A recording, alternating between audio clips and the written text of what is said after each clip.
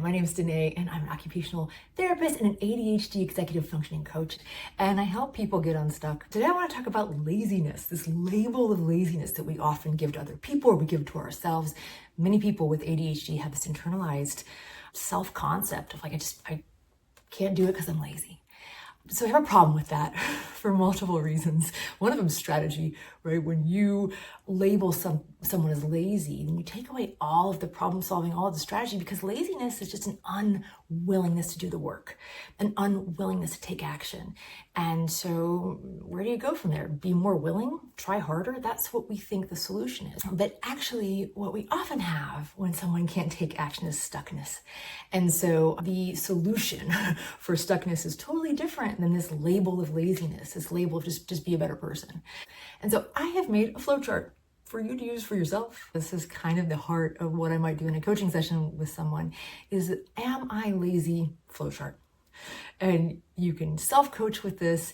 You can help yourself maybe get unstuck and get away from just the really not very helpful label of lazy. So the first question that you're going to ask yourself is am I enjoying myself? If the answer is no, and that you're kind of miserable, you can go directly to you're not lazy, you're probably stuck, right? If it's yes, there's still more questions I have for you. But if you are actively in misery, not being able to take action, that's not laziness. We have a whole different approach to that stuckness than you might have if you're just labeling yourself as lazy. So, but let's say, yeah, I am enjoying this. My next question for you is, do you need rest? Do you need mental or physical rest? And that's why this not doing is enjoyable and working for you right now. One thing that is really often true with people with ADHD is because they're not always able to count on themselves at different times in the day, they never really feel at liberty to rest.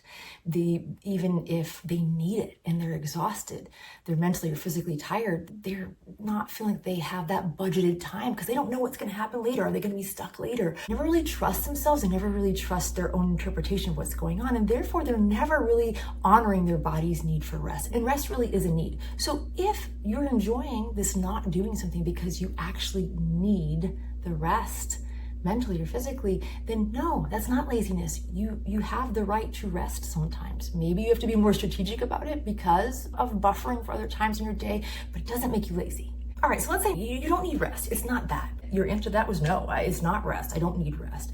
I have another question for you. Is there a significant consequence if you don't take action right now?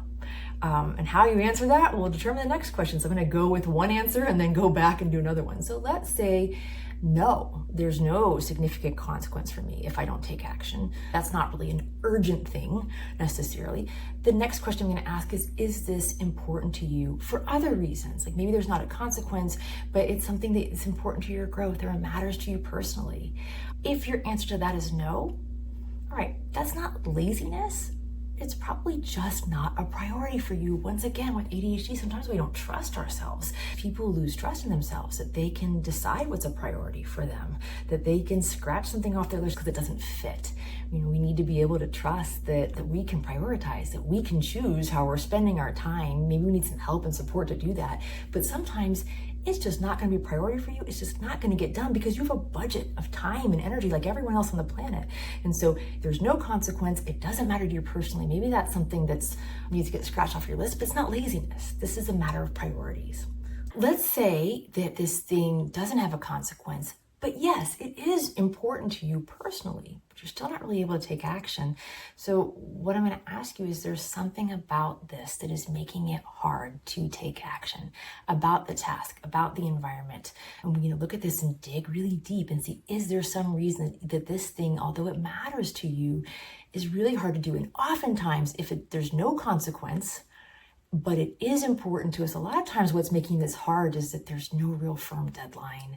We have really big ideas of how we want this thing done, and we don't really have a great idea how to break it down or start to kind of chip away at it. So no matter what it is that's making this hard, not laziness. If this is hard for you for any of these reasons, this isn't laziness. This is more stuckness. I'm not really sure how to get this thing done in a regular way when there's no deadline. And there's things you can do to support yourself to be able to do that.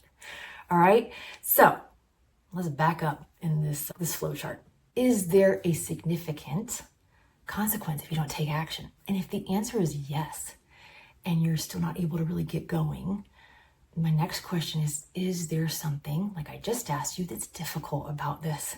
Do you know the steps you need to take? Is it just really overwhelming you because the amount of steps or the time? Is there something making this challenging? And if the answer is yes, guess what? You're not lazy. You're stuck. And so we're flowing in this laziness flowchart. We've not arrived at laziness yet. All right, so there's only one path that we haven't taken yet, which is, am I enjoying this? Yes. Do I need rest? No, I don't need rest. Is there a consequence for not taking action? Yeah, there is. Is there something that's making this difficult? No, there's not. That might be the only path that could lead you to the label of laziness, but I'm not buying it. I still would have a ton more questions to ask you to figure out what it is that's getting in your way. So yeah, you've probably seen that there's no way to actually land on laziness in my flowchart because I kind of don't believe it's a thing. Maybe one day I will. Maybe I'll ask 10 more questions at the end of that and there'll be someone that makes me think, yeah, right, they're just lazy, but I haven't run into that person yet. I don't know. What I run into time and time again is just people being stuck, mostly people struggling with prioritizing or people struggling to read their own body cues and honor their own body cues for rest. Now, one criticism that I've gotten before is people are concerned that this is just too soft of an approach. We're never going to reach any solutions if we don't just really crack down on our inner laziness. And I find that just totally false. I think that when you don't approach yourself with curiosity, you don't get solutions that are workable. The only solutions, if you're not approaching yourself with this problem-solving, strategizing technique approach, is just work harder, be better. And how well does that work out for people? Not really well. So one thing that all of us have, with ADHD or not, is a limited amount of energy budget in any given day.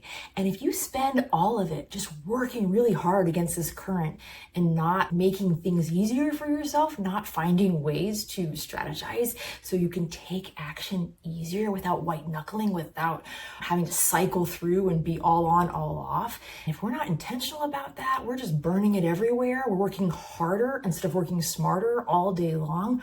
All you're going to be able to do with that is cycle.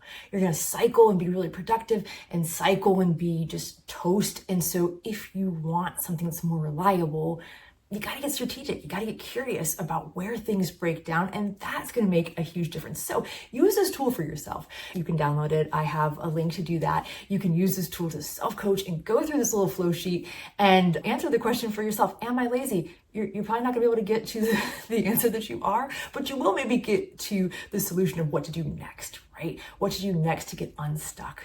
And if you want more help like this, there's a couple ways you can get it. Subscribe to my channel. That way you know when more of these videos, more of these self-coaching videos come out. You can also join my group coaching program. There's a link below to learn more about that. Thank you so much for tuning in. I'll see you next time.